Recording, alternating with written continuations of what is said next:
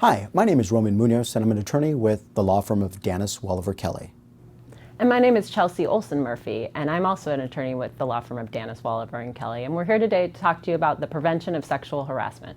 We only have 1 hour and a lot of material to go through, so we plan to dive right in. However, before we begin, please make sure you've got your sexual harassment prevention training materials, which include the Modesto City Schools Prevention of Harassment Policy.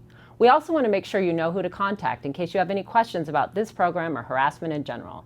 You can contact the district's compliance officer, Stephen Bouchain, in Human Resources. He can be reached at 209-492-1455. Our agenda for today is to discuss the district's prevention of harassment policies and our obligations to report. We're also going to discuss abusive misconduct and how we create a respectful environment in the postmodern workplace. So to provide you with a little bit of history, sexual harassment has been expressly illegal in California since 1964. Trainings in sexual harassment prevention have occurred for more than 30 years. It has been the law that supervisors be trained in California since 2004. In the wake of the Me Too movement, along with a number of other laws, in 2019, the California legislature created a new requirement that almost all employees in California be trained in the prevention of sexual harassment. However, most of what we've learned in the few studies that we have is that the prevention of sexual harassment training will not work if it just feels like it's a requirement, another box that we have to check for legal reasons. The EEOC, which is the Equal Employment Opportunity Commission, created a task force to study this issue. And the number one thing that they found was that harassment is prevented by an organization's leadership and culture. Part of the district's mission is providing a safe and welcoming learning and working environment. It is also one of the district's values that positive, collaborative school-community relationships are built on trust and respect. We have a culture of if you see something, say something. Oftentimes, things can be resolved if they are reported early on, and it is much more difficult if unacceptable behavior or conduct goes on for years. The district and the board believe in these values and are committed to carrying out the systems in place to ensure a safe and welcoming environment for students, employees, and the entire school community.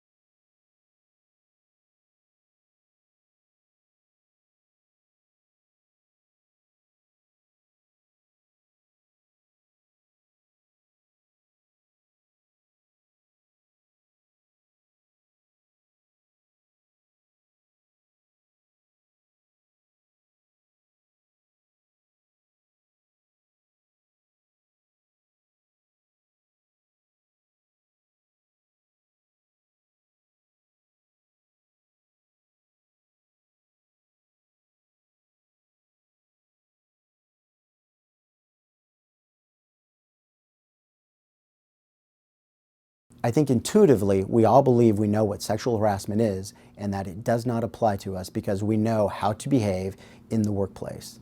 But harassment can be very subtle, and even those with the best intentions may be doing and saying things that may make those around them uncomfortable. When we do these trainings live, we often start out with a game called the Four Corners. And in that game, we place signs in each corner of the room: agree, strongly, disagree, and strongly disagree. And then all the participants vote with their feet in response to certain statements by walking to the corner that they most agree with. We usually start with the statement, "It's never okay to comment on a person's appearance in the workplace." And there's always a small group of participants that agrees and strongly agrees with that statement, while others talk about how they don't want to work in an environment that's completely sterile. People often make statements like, I can't tell who I'm going to offend in the workplace, so I won't say anything at all. But we spend a lot of time with our colleagues, and the best workplaces cultivate good working relationships among the people we spend most of our time with. This includes perhaps talking about appearance and knowing the comfort levels of the people that you work with. So most folks are comfortable with compliments like, you look nice today, or Roman, I really like that tie that you're wearing. But we veer off course when we look at our colleagues and we say, you look really hot, or you're smoking today. So how do we judge what actually constitutes sexual harassment under the law?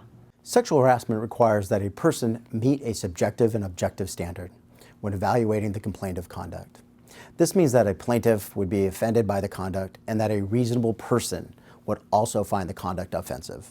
So the person who is considered hypersensitive will not succeed in a sexual harassment lawsuit.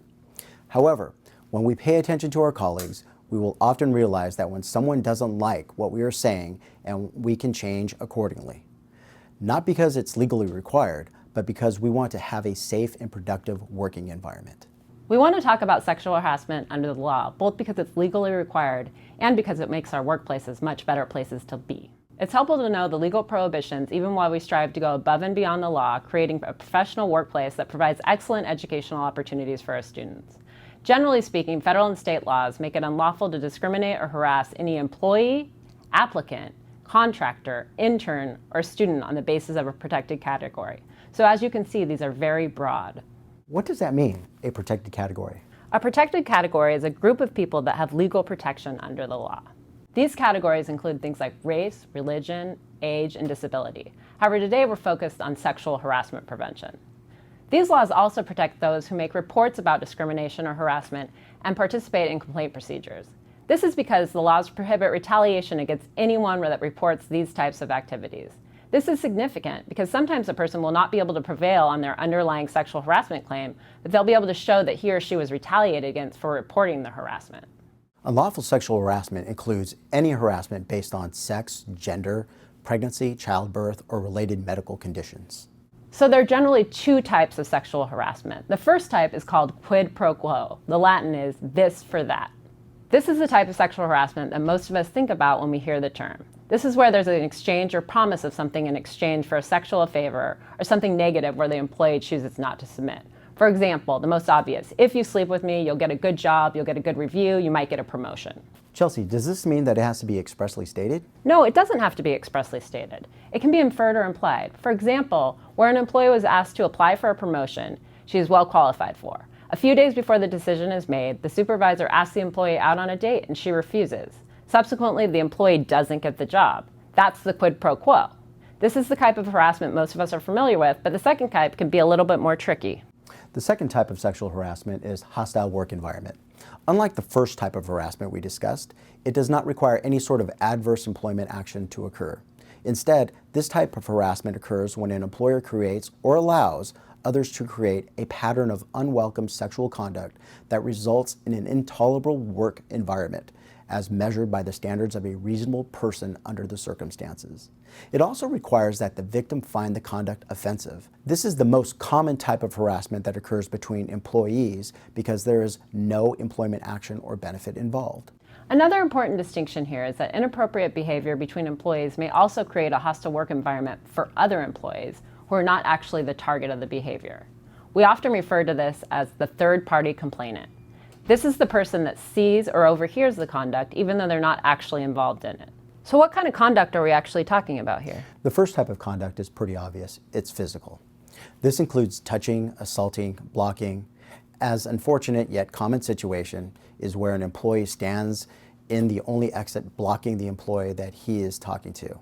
It can be incredibly intimidating when a person feels like he or she cannot leave.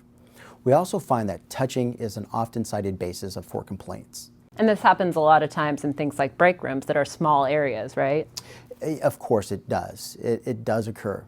While we all know that shaking hands is a common professional greeting, it is not the basis for sexual harassment. The line can be blurred, though, when an employee is hugging students, especially for long periods of time. A good rule to follow is not to touch others in the workplace unless absolutely necessary. As we'll discuss later on in this presentation, for example, a situation where you're properly restricting a student's movement. Then we have verbal harassment. This can take the form of words or statements to employees or students. These are derogatory slurs, spoken or written words, sounds like catcalling, jokes, or electronic communications. It's like the old adage, how many blondes does it take to change a light bulb? So harassment can also be visual and may include things like posters, cartoons, photos, or even a leering and wandering eye where you're looking someone up and down repeatedly. We have seen situations where employees have a locker or a desk and they place a poster up there of a scantily clad woman. It may be the employee's workspace, but many other employees have to walk by it and see it on a repeated basis. So legally, how do we determine if sexual harassment actually occurred? Well, let's take a look and break down the elements of whether or not conduct is unwelcome. What does it mean for conduct to be unwelcome? Does it mean that I have to expressly say no or that I don't like that in order for the behavior to be considered unwelcome? No, that's not required. Just because someone goes along with the behavior doesn't mean they actually welcome it. A lot of this depends on the power dynamic between the two people, and just because someone participates in an activity because they're worried for their job or a grade, it doesn't make the behavior welcome. She said yes is never a defense to harassment. So once it's determined the behavior is unwelcome, we need to determine whether that behavior is because of sex. Yes, the definition of sex has evolved over the years and is now the category includes many different characteristics, including gender expression, gender identity, sex, stereotypes, pregnancy, transgender, or transitioning. Well, let's break those apart a little bit. Gender expression means a person's gender-related appearance or behavior, or the perception of such appearance or behavior. So this is really how other people perceive me. And then gender identity means a person's internal understanding of their gender or the perception of a person's gender identity. So this is how I perceive myself, and it may or may not be similar to the sex I was assigned at birth. Sex has the same definition as provided in Government Code Section 12926. This includes, but is not limited to, pregnancy, childbirth, medical conditions related to pregnancy, childbirth, or breastfeeding, gender identity, and gender expression or perception by a third party of any of the aforementioned. Sex stereotype includes, but is not limited to, an assumption about a person's appearance or behavior, gender roles, gender expression, or about an individual's ability or inability to perform certain kinds of work based on a myth, social expectation, or generalization about the individual's sex. So a lot of us have heard the term transgender, but what does transgender mean under the law? Transgender is a general term that refers to a person whose gender identity differs from the person's assigned sex at birth. A transgender person may or may not have a gender expression that is different from the social expectations of sex assigned at birth. A transgender person may or may not identify as a transsexual. Transitioning is a process that some transgender people go through to begin living as the gender with which they identify, rather than the sex assigned to them at birth. This process may include, but isn't limited to, things like changing your name or your pronouns, where I change from using she and her to him and he. It may also include changes in facility usage. I may start using a different restroom, participating in employer-sponsored activities. I may switch sides on a sports team. And it can even go so far as undergoing hormone therapy, surgeries, or other medical procedures.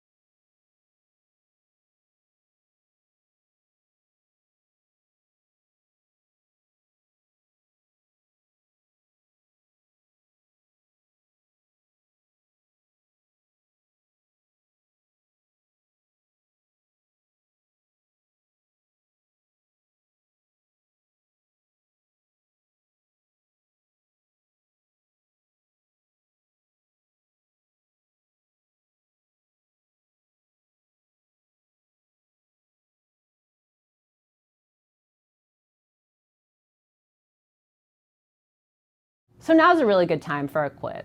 Let's talk a little bit about Carl, or Kay. Carl's been a manager for 5 years.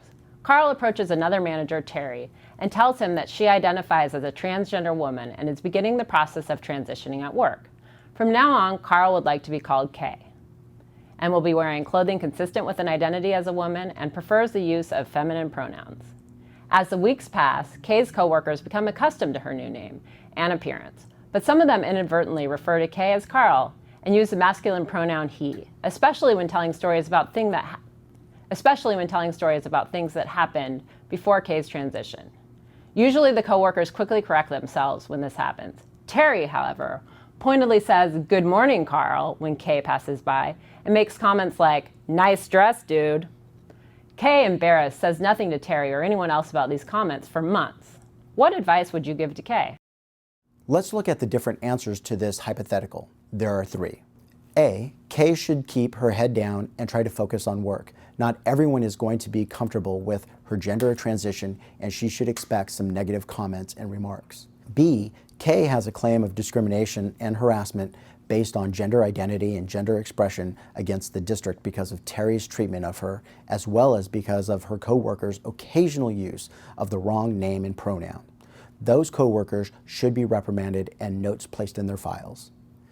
C, Kay has a claim against Terry and the district because of Terry's negative comments and purposeful repeated use of the wrong name and pronouns. Her coworkers' occasional and accidental mistakes do not create a situation of discrimination or harassment. What do you think? Let's take a moment and think about our answer.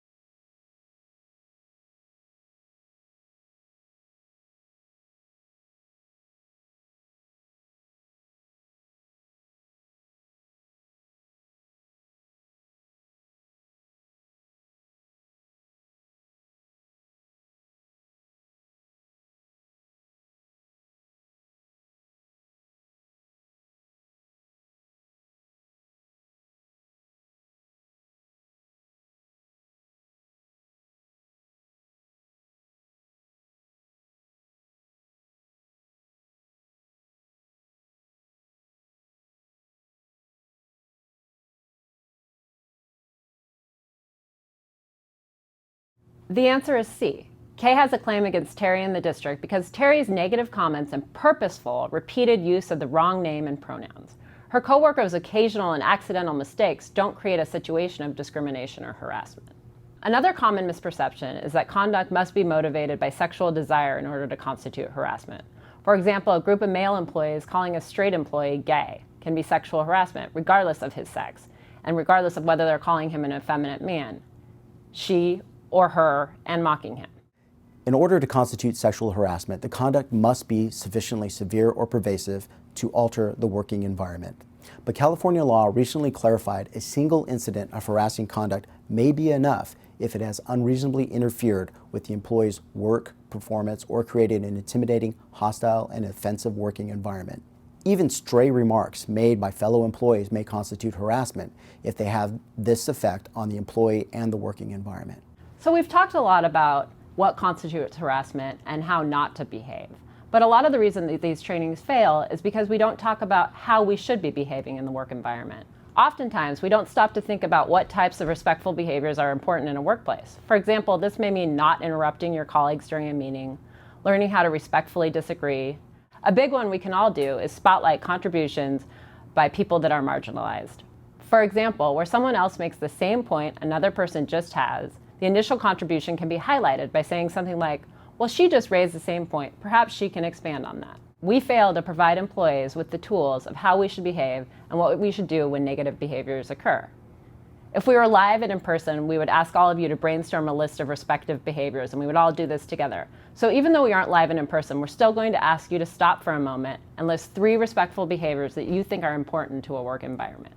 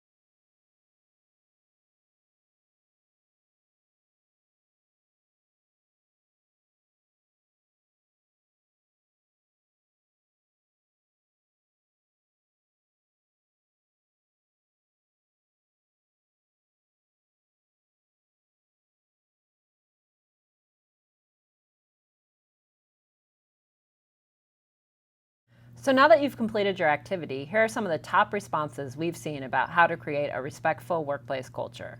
Employ the golden rule. Treat others how you would want to be treated. Go a step further and employ the platinum rule. Treat others how you know they want to be treated. A respectful workplace is one where all employees are treated fairly, difference is acknowledged and valued. A respectful workplace is one where communication is open and civil, conflict is addressed early, and there is a culture of empowerment and cooperation. Hopefully you had a few more interesting ones to add, and we'll put them on our list. It sounds very trivial, but just being cognizant of our own behaviors can make a big difference in our workplace cultures. Another big issue of what to do is what to do when we see or hear potentially harassing behavior. This is what is known as bystander training. The goal of this type of training is that you as a bystander are empowered to take action in response to harassing behavior. There are many types of different aspects and schools of thought around bystander intervention, but we believe in the 3 Ds. The first D is to think about whether direct intervention is appropriate. This involves directly interacting with the potential harasser, for instance, by saying something like, "Hey, that joke was not funny," or "That was inappropriate or disrespectful or not okay." In certain circumstances, direct intervention can be risky and cause the situation to escalate. So you need to use your best judgment in how to intervene. Yeah, so sometimes it's better not to directly intervene. So then what do? So that's when you move on to the next D, which is delegation. And that's reporting the behavior directly to your supervisor, the principal, or human resources. This is always appropriate, even if you aren't sure whether the situation should result in discipline. It's always helpful for administration to know what's happening so they can help identify situations. This goes back to the idea we started with. If you see something, say something. Where we have engaged in delegation, we can also use the technique of delay. Delay means that even where you don't take direct action in the moment, you can make a big difference for the person who has been harassed by talking to them after the fact. You can offer to come with them to talk to a supervisor. You can let them know you did not think the behavior was appropriate.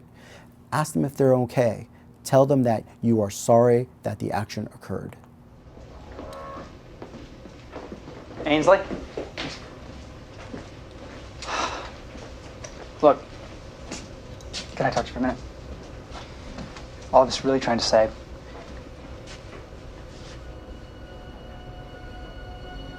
Who did this? Who did this? I don't know. Yes, you do. Don't worry Who about sent you it. this? Don't worry about Ainsley? it. Sam, How did your meeting end up going with Brookline and Joyce? it went great, Sam. I talked to them for a couple of minutes, and I think that... Sam! Did anybody order a pizza, and if they didn't, could they do it now? You know what, guys? When I write something, I sign my name. Here, I'll show you. Sam! You have any idea how big of a harassment suit you just exposed us to?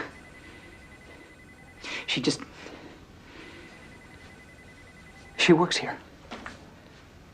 Which is more than I can say for either one of you.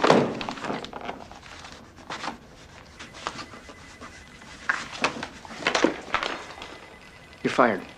S. Seaborn. Sam, I don't know who you think you are around here, but you can't fire us. Oh, yes, he can.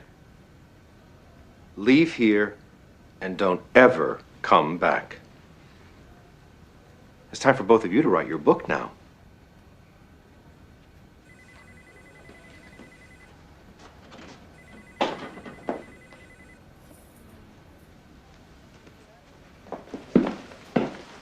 Lionel.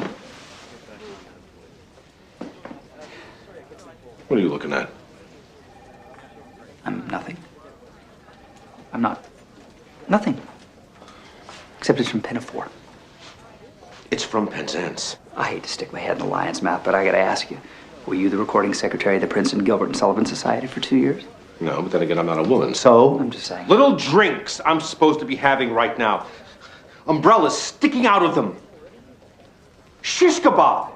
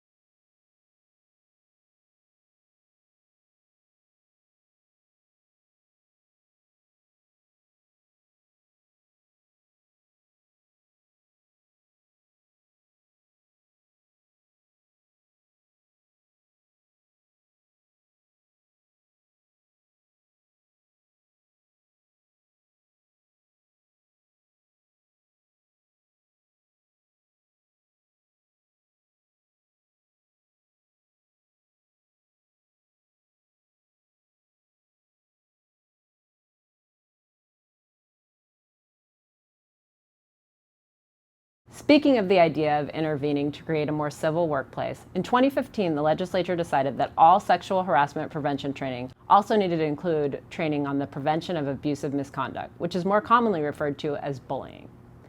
In determining the need and potential benefit of this law, the legislature cited to a 2014 study by the Workplace Bullying Institute. The WBI study surveyed more than 1,000 employees in January of 2014, and they found that 27% of American workers are either currently being bullied or have been bullied in the past, and that workplace bullying affects more than 65 million workers in the United States. The legislature also recognized that because abusive environments can reduce productivity and morale, lead to higher absenteeism rates, frequent turnover, and increases in medical and workers' compensation claims, training to prevent such conduct will benefit both employees and employers. But what is abusive misconduct? Well, we've included the definition and elements. Abusive misconduct, for our purposes, is essentially workplace bullying. These are people that are bullying not because I'm a woman or because I belong to a protected class, but just because. We refer to these people as the equal opportunity jerk. These type of abusive misconduct are similar to what we talked about in the harassment setting and include repeated verbal abuse, not just single instance, such as the use of derogatory remarks, insults, or epithets. Verbal or physical conduct that a reasonable person would find threatening, intimidating, or humiliating, or gratuitous sabotage or undermining of a person's work performance. This can include both overt and covert bullying. Overt's fairly obvious. It includes things that anyone who's ever interacted with a playground bully would know. Teasing, belittling, or consistently making the person the victim of mean-spirited jokes. Abusive language. These are behaviors that are designed to humiliate or frighten someone. For example, screaming at someone, making threats, or spreading mean gossip or rumors about the victim.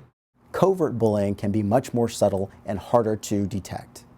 Unless you are paying attention, this includes giving an employee an impossible task or giving them meaningless and demeaning tasks, dumping an excessive quantity of work on a subordinate and demanding its completion on unfair and inaccurate evaluations, blocking deserved promotional opportunities, and not offering equal access to training or other resources, and intentionally isolating someone at work.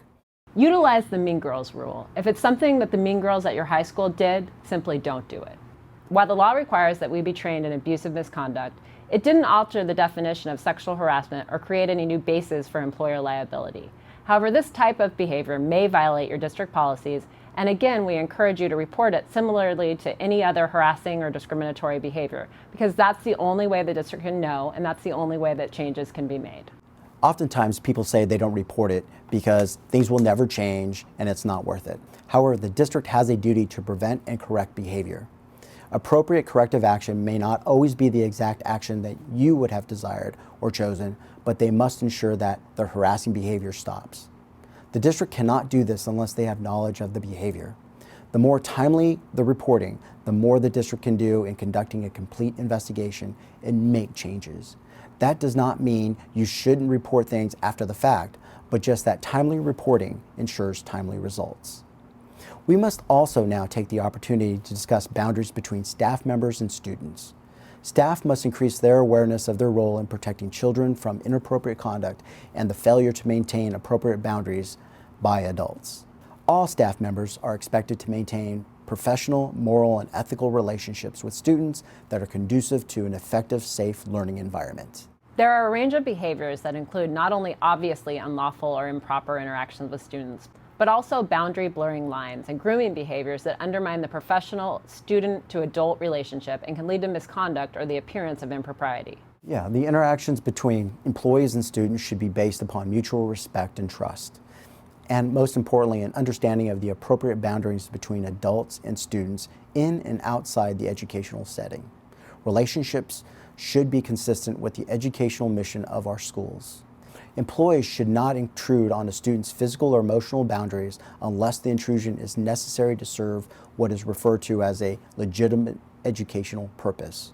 For the purposes of our training today, a legitimate educational purpose includes matters or communications related to teaching, counseling, athletics, extracurricular activities, treatment of a student's injury or other medical needs, school administration, or other purposes within the scope of the adult's employment duties. So what are some of the things that we should watch out for? So some of the things we should watch out for are being alone with an individual student out of the view of others, inviting or allowing individual students to visit your home, remaining on campus with students after the last administrator has already left the school site, visiting a student's home unless home visits are a required part of your job. Whenever possible, employees should avoid these situations. If unavoidable, these activities should have the pre-approval of the appropriate administrator.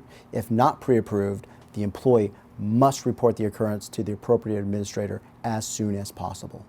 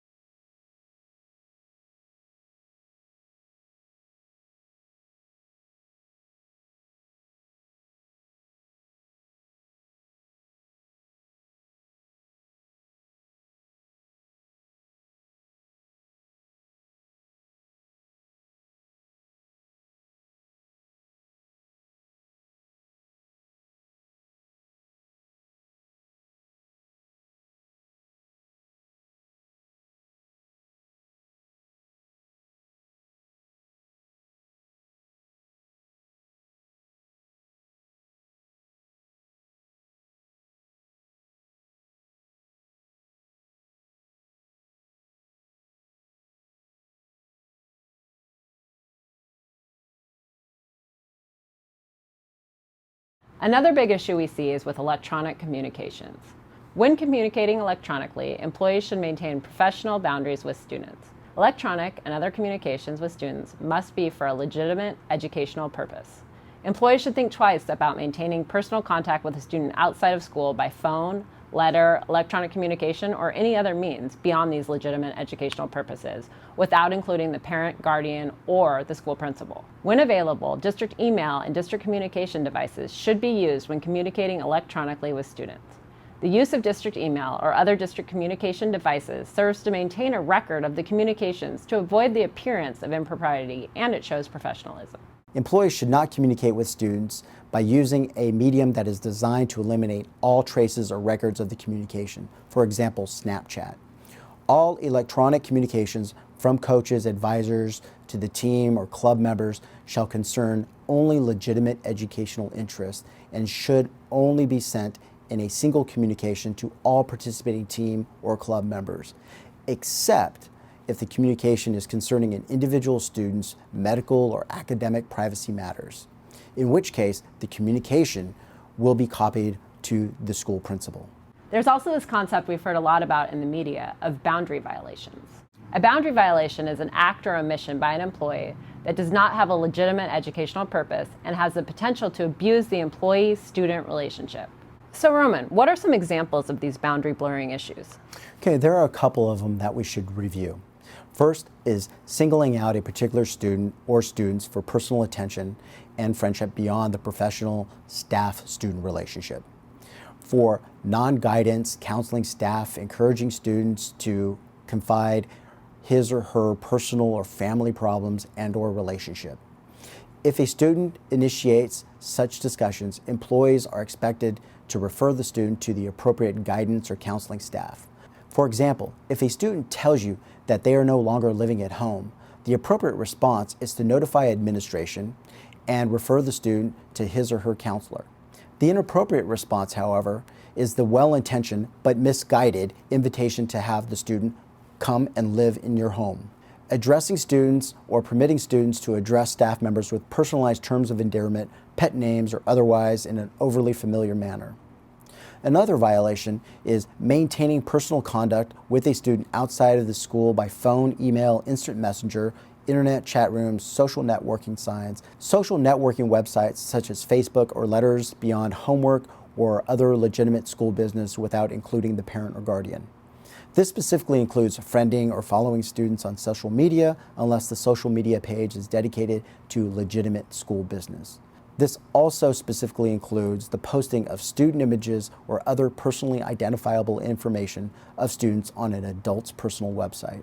So really, you should probably never be posting a picture of a student on your personal website. No, that's correct. The best practice is to avoid posting any type of student information or student photos on a personal social media website.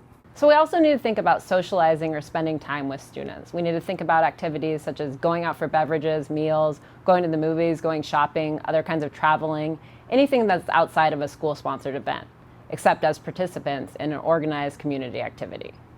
So we're also looking at transporting students in our personal vehicles in non-emergency situations and without proper written authorization in advance.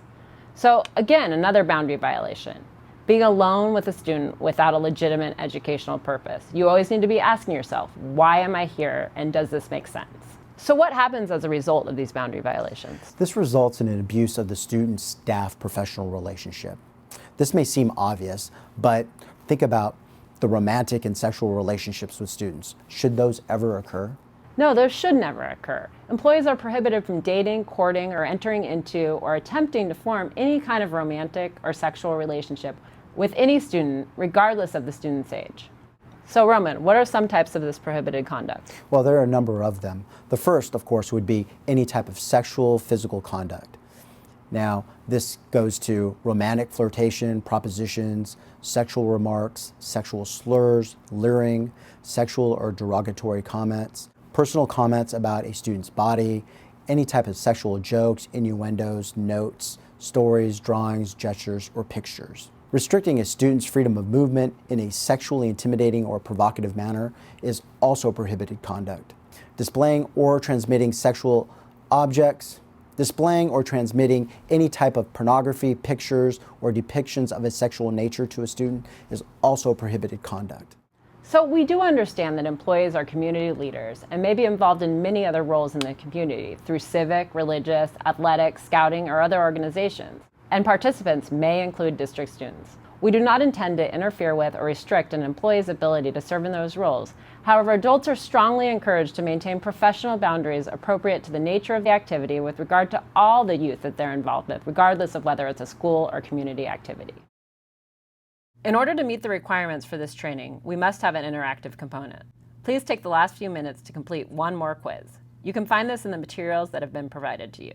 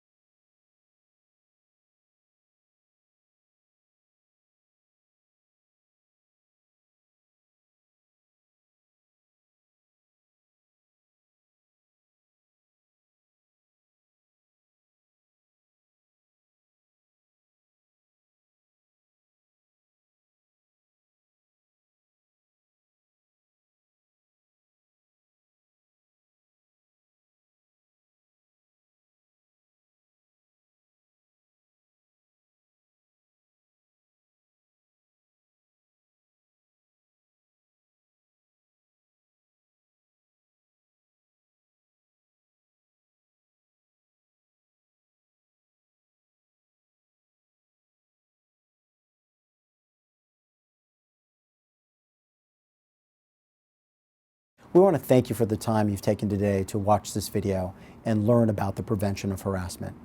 We want to assure you that the district takes the prevention of harassment very seriously, and we welcome any type of information that you may think is a violation of our board policies or regulations.